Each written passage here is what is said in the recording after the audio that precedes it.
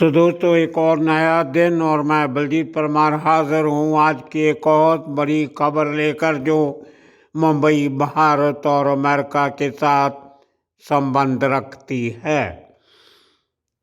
कल परसों 2 दिन भारत के प्रधानमंत्री नरेंद्र मोदी अमेरिका की राजधानी वाशिंगटन में होंगे और वहाँ के प्रेसिडेंट, नवनिर्वाचित प्रेसिडेंट डोनाल्ड ट्रंप से मुलाकात करेंगे और साथ में लेके जाएंगे उन 12 गैंगस्टर की सूची, लिस्ट, जिनको भारत सरकार अमेरिका से वापस लाना चाहता है। और सबसे पहले नंबर पर नाम है अनमोल बिश्नोई का, जो आज के दिन में हिंदुस्तान के सबसे बड़े गैंगस्टर बिश्नोई का भाई है। ये बिश्नोई भाई दोनों, इन्होंने जितना आतंक देश में फैलाया है पूरे में, उसमें कहीं ना कहीं अब सरकार एक्शन में आती नजर आ रही है। लॉरेंस बिश्नोई तो बहुत सारे केसेस में, जिनकी गिनती अब तक शायद 81 तक पहुंच गई है, उन केसेस में बंद है, चल रहे हैं अदालतों में। और आजकल वो अहमदाबाद की हाई सिक्योरिटी जेल में उसको रखा गया है और उसको जेल से बाहर निकलने की परमिशन नहीं है। 1 साल की पाबंदी पहले लगी थी, जो बढ़ा के 1 साल और कर दी गई। वो साबरमती जेल से बाहर नहीं निकल सकता।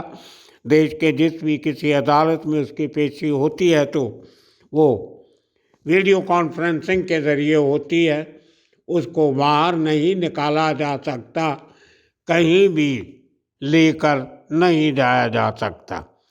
तो दोस्तों, इस हालात में पिछले 1.5 साल के दौरान जो एक्शन लॉरेंस बिश्नोई गैंग तरफ से लिए गए, उनमें सबसे बड़ा रोल अदा किया उसके छोटे भाई अनमोल बिश्नोई ने, जिनमें मुंबई के 2 बड़े किस्से आपके सामने। देश के बाकी हिस्सों में क्या है वो भी आपको बताएंगे। सबसे पहला एक्शन हुआ पिछले साल, हिंदी फिल्म सितारा, बहुत बड़े स्टार सलमान खान के घर के ऊपर अटैक और उसको जान से मारने की धमकियां, बार बार सोशल मीडिया पे धमकाना करना, और फाइनली उसके घर पे 2 लोग मोटरसाइकिल लेके आते हैं, गोलियां चलाते हैं।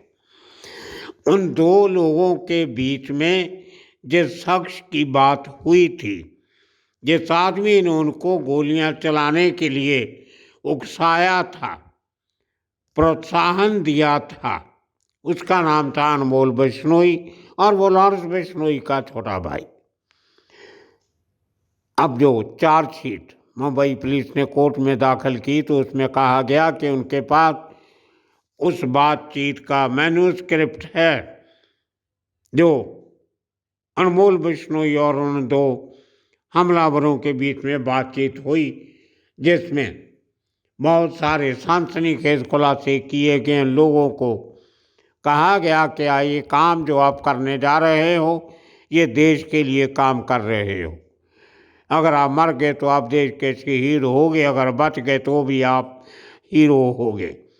ये देश का काम है, आपको करना है। खैर, वो पुलिस की बातें होती हैं, लेकिन सबसे बड़ी बात, पहली बार किसी गैंगस्टर की व्हाट्सएप पर की हुई बातचीत, मुंबई पुलिस उसको खंगालने में कामयाब रही। उन्होंने जो बातचीत हुई, जो अनमोल बिश्नोई की बात इन लोगों से हुई थी, 2 हमलावरों से, वो उन्होंने अदालत में पेश की है। ये मुंबई पुलिस की बहुत बड़ी कामयाबी है। हालांकि अक्सर ये सोचा जाता है कि व्हाट्सएप कॉल जो है वो रिकॉर्ड नहीं होती, वो एनक्रिप्टेड होती है, लेकिन कैसे मुंबई पुलिस ने किया, ये मुंबई पुलिस जाने।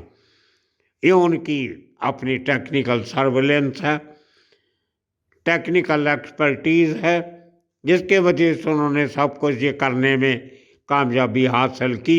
उनको मुबारकबाद। कर। और इस चक्कर में उन्होंने जिस तरीके से इन्वेस्टिगेशन आगे बढ़ाई उसमें बहुत से राज्यों में लोगों को गिरफ्तार किया गया, जिनमें बिहार, उत्तर प्रदेश, हरियाणा, पंजाब, राजस्थान, मध्य प्रदेश और महाराष्ट्र। इतने राज्यों में मुंबई पुलिस और महाराष्ट्र पुलिस ने मिलके जो एक अच्छी इन्वेस्टिगेशन का सबूत दिया, उसमें 30 के करीब लोग पकड़े गए, जिनमें से कुछ 1, 2, 4 बेकसूर भी थे, उनको छोड़ दिया गया। बाकियों के खिलाफ अदालत में चार्जशीट में आरोपी बनाया गया। लेकिन उसमें जो सबसे बड़ा वांटेड आदमी है वो 3 हैं, 2 एक पूना का है और एक और है, और तीसरा अनमोल बिश्नोई, लॉर्ड बिश्नोई का छोटा भाई। इनके खिलाफ जितने सबूत महाराष्ट्र पुलिस ने इकट्ठे किए वो अदालत को दे दिए गए। अब इनका खाली सिर्फ सलमान खान के ऊपर अटैक करने का केस अलग था, और उसके बाद जो सलमान खान के खास दोस्त बाबा सिद्दीकी का कत्ल होता है, उसमें भी इसी गैंग का हाथ सामने आता है। और आपको याद होगा जो चार्जशीट मुंबई पुलिस ने दाखिल की, क्राइम ब्रांच ने, मुंबई पुलिस ने, उसमें कहा कि ये गैंग ने बाबा सिद्दीकी को इसलिए मारा कि वो मुंबई के अंडरवर्ल्ड में अपना निशान छोड़ना चाहते थे, मुंबई के लोगों में दहशत फैलाना चाहते थे ताकि उनके पांव मुंबई के अंडरवर्ल्ड में मजबूत हो सके। ये आपको सबको मालूम है। उसके बाद इसी किस्म की हरकतें इस गैंग ने पंजाब में, हरियाणा में, दिल्ली में और राजस्थान में भी की।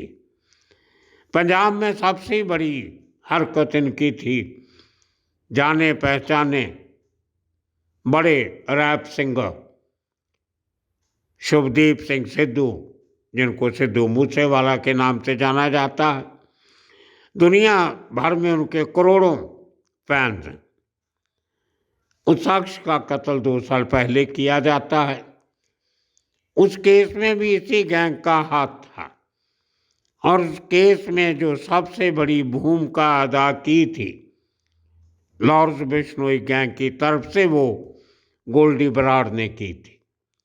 जिस तरह, क्योंकि जब सिद्धू मूसेवाले का कत्ल हुआ तो भी लॉर्ड बिश्नोई जेल में था, और उसके कहने पे जो सब हुआ और गोल्डी बराड़ ने किया। उसी तरह मुंबई में सलमान खान के घर पे हमला और बाबा सिद्दीकी के कत्ल की पूरी प्लानिंग अनमोल बिश्नोई ने की।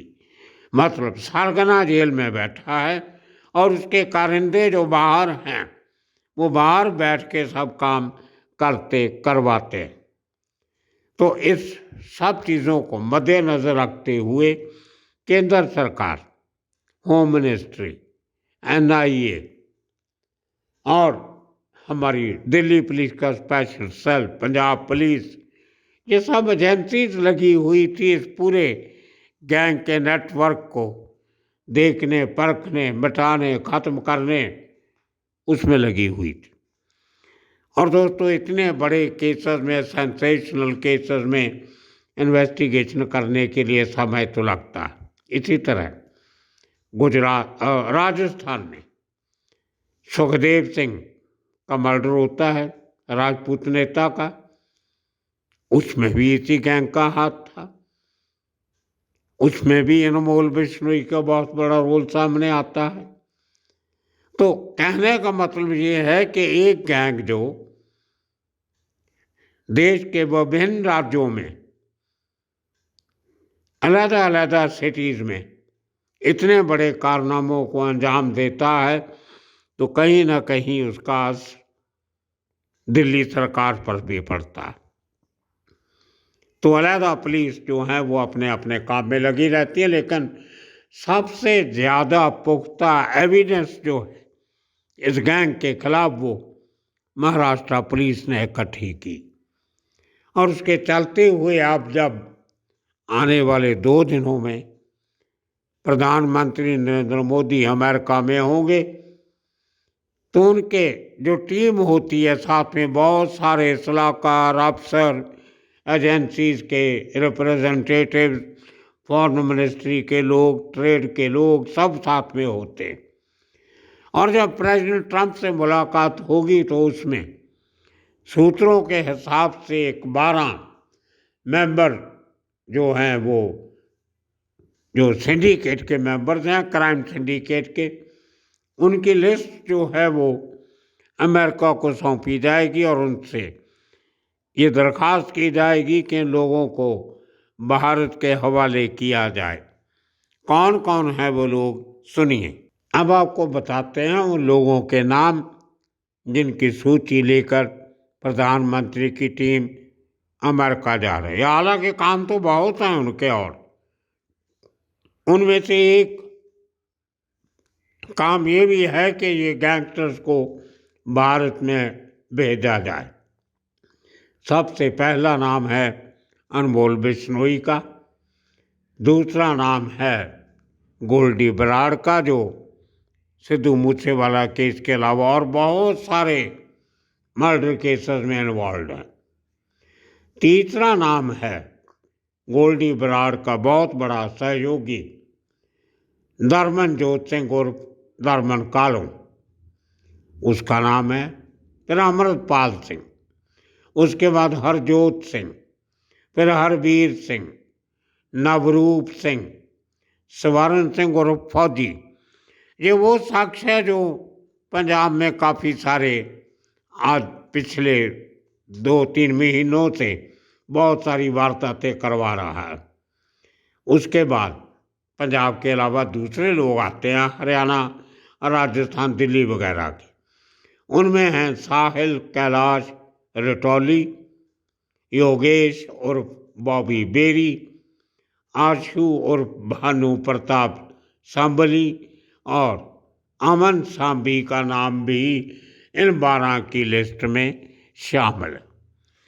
दोस्तों, आपने ये 3-4 नाम तो सुने होंगे, लेकिन बाकी जो नाम हैं आपको शायद अजीब लगते होंगे, लेकिन इन लोगों ने जितना क्राइम हरियाणा, दिल्ली, एनसीआर जिसको हम बोलते हैं, नेशनल कैपिटल रीजन, जिसमें दिल्ली, हरियाणा, उत्तर प्रदेश आता है, उन इलाकों में और राजस्थान में और पंजाब में बहुत सारे क्राइम किए होते हैं। ये सब उन लोगों के नाम, और बेसिकली इनमें से ज़्यादातर लोग हैं जो वो लॉरेंस बिश्नोई गैंग के साथ जुड़े हुए।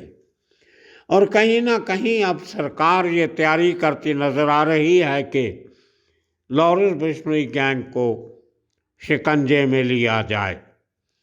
और ये सब इतनी लंबी चौड़ी जो इन्वेस्टिगेशन हुई, दस्तावेज इकट्ठे हुए, टेक्निकल सर्विलेंस के थ्रू, टेक्निकल इन्वेस्टिगेशन के थ्रू जो सबूत इकट्ठे हुए, जिनमें मोबाइल फ़ोन की वार्तालाप, उनके जो टावर्स होते हैं उनकी लोकेशन, और कहाँ से पैसा आया, कहाँ से गया।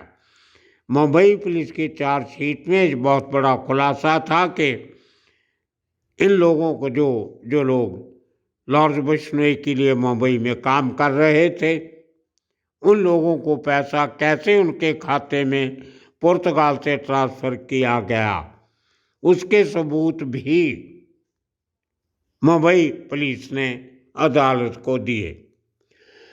तो दोस्तों, ये बहुत गंभीर मामला है। 2023 में ये धर्मनजोत सिंह जो है और धर्मन कालू, ये 2023 में अमेरिका में अरेस्ट हो गया था।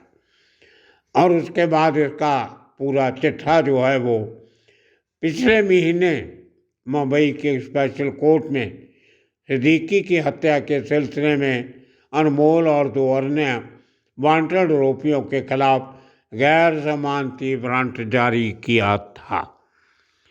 और ये सब जो एविडेंस है, इनमें 12 से 12 के लोगों को प्रोक्लेम्ड ऑफेंडर घोषित किया जा चुका है। मतलब ये पीओज है, भगौड़ा है। इनमें से बहुतों के खिलाफ रेड कॉर्नर नोटिस भी हैं इंटरपोल के, और कोई कानूनी कार्रवाई की जरूरत होगी अगर अमेरिकन सरकार भारत से और कुछ सबूत मांगती है, वो भी दे दिए जाएंगे। अब देखना ये होगा कि इस सब का अंजाम क्या होगा और कब तक होगा।